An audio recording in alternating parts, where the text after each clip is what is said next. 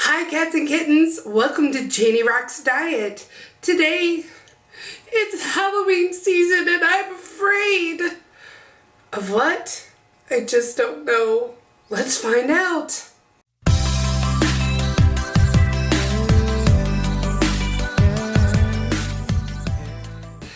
So, I didn't weigh myself this morning. I was afraid.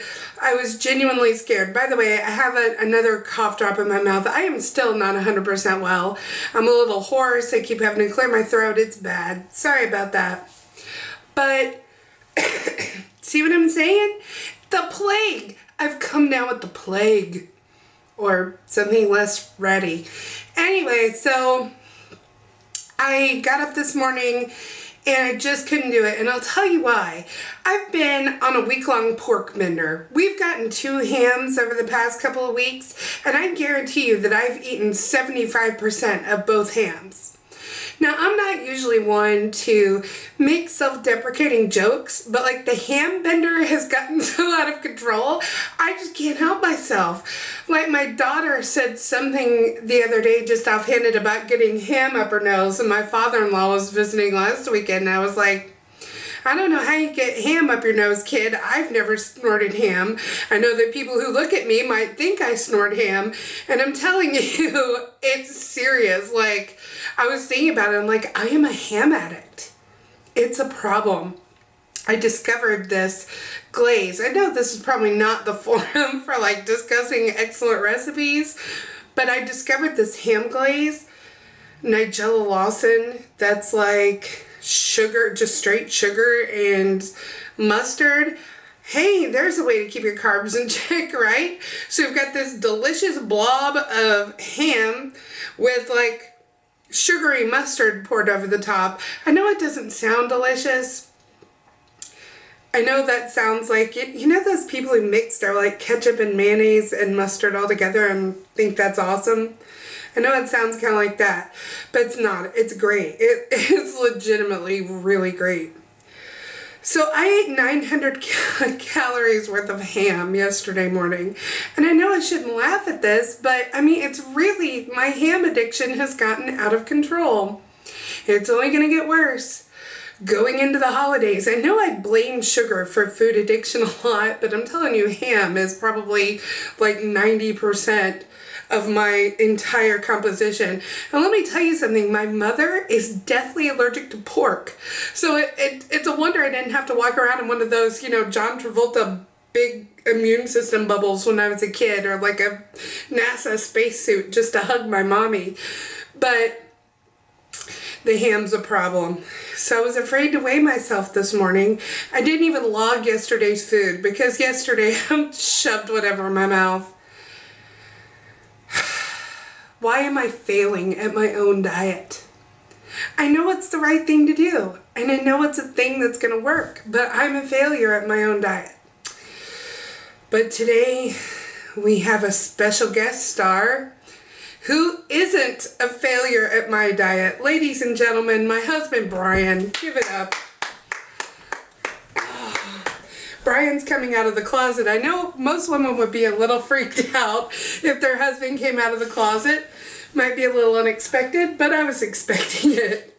So Brian, tell us how much weight you've lost. Well, first I'm going to say the green room really needs some better chairs. Also, our green room is white. The green room definitely needs some better chairs, but no, it's great to be here. I have lost, as of this, I did the math earlier, it's 6.2 pounds in the last, I guess, 10 days or whatever. Or so. 6.2 pounds in the past week. Look at me being all successful. Look at me doing what you told me to do and being successful. Why am I doing this? Am I a puppeteer? By being, you know, verbally savaged by a Muppet? What's going on here? I don't know. What is going on here? I don't. Look, I know you were talking about eating a lot of ham, but I don't think you're actually Miss Piggy, okay? Hi-ya! Okay. So Brian, what is the secret to your success? The instructions of my very bright Measure life. twice cut one. No, wait, that's the secret of management.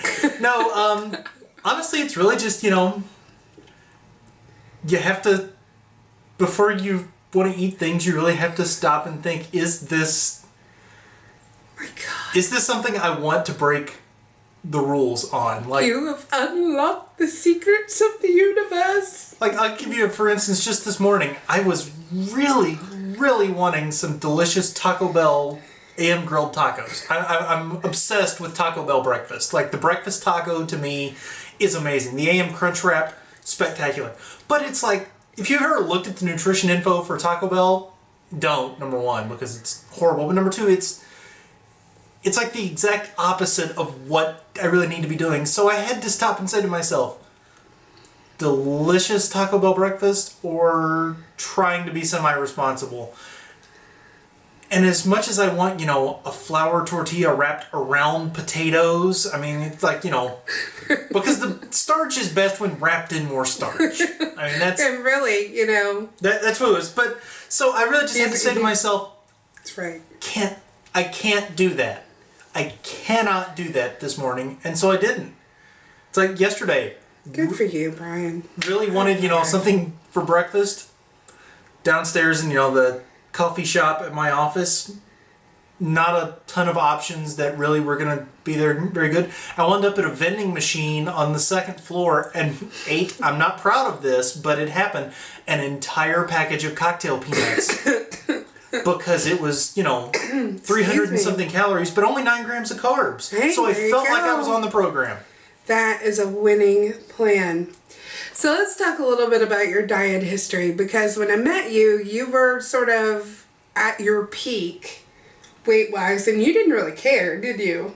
Not really. I hadn't really put a lot of effort into it. So we met in March of 2008, and Brian weighed at a doctor visit, I guess when was that? You got sick and went to see your doctor back home, 2009? Probably about that. No, it had to have been like late 2008. But regardless, you weighed 265, which... 266. You really... Don't short me that last pound. Oh, sorry. It really surprised me. You carry your weight well. You're, pushing 6'2"-ish. I think your dad's legitimately 6'2", by the way. I'm like 6'1". 6'1", 6'1.5", 6'1", half a dozen of the other, whatever. And so he carries his weight really well. He also kind of carries his weight in his lower body. Like, he's kind of like the typical female apple shape, to be honest. And so you never noticed that he was 265 pounds. I'll show you a picture of him, by the way. At 265 pounds. And he, when I got pregnant with my daughter, ate the same way I ate. Which was, he was eating 1,800 calories a day and logging it. And he was eating, the 30 grams of carbs per meal, 15 for snacks sort of model that I introduced to you guys last week, which if you didn't see that video, I'm going to put a link to my Tumblr and all that information is there. And how much weight did you lose? It was right at about 50. Yeah? Well, let's see. On the day of the Fancy Farm Picnic, if you don't know, it's a big political event in Kentucky, and Brian's a journalist, and he was covering it. Right before you left for the Fancy Farm Picnic, you got on the scale and you weighed, I remember this for some reason, 218, which was... 48 pounds. Yeah. So we'll round it off. We'll call it 50. Close enough. Shortly thereafter, my daughter was born, and we both started eating like maniacs, so this kind of all fell off. But yeah. There's a lot of... It's hard to think about what you need to eat when you've slept an hour and a half in the last 2 days. Yep. So, Brian did great, and I'll show you a picture of him at the Fancy Farm Picnic, or right before he left for the Fancy Farm Picnic.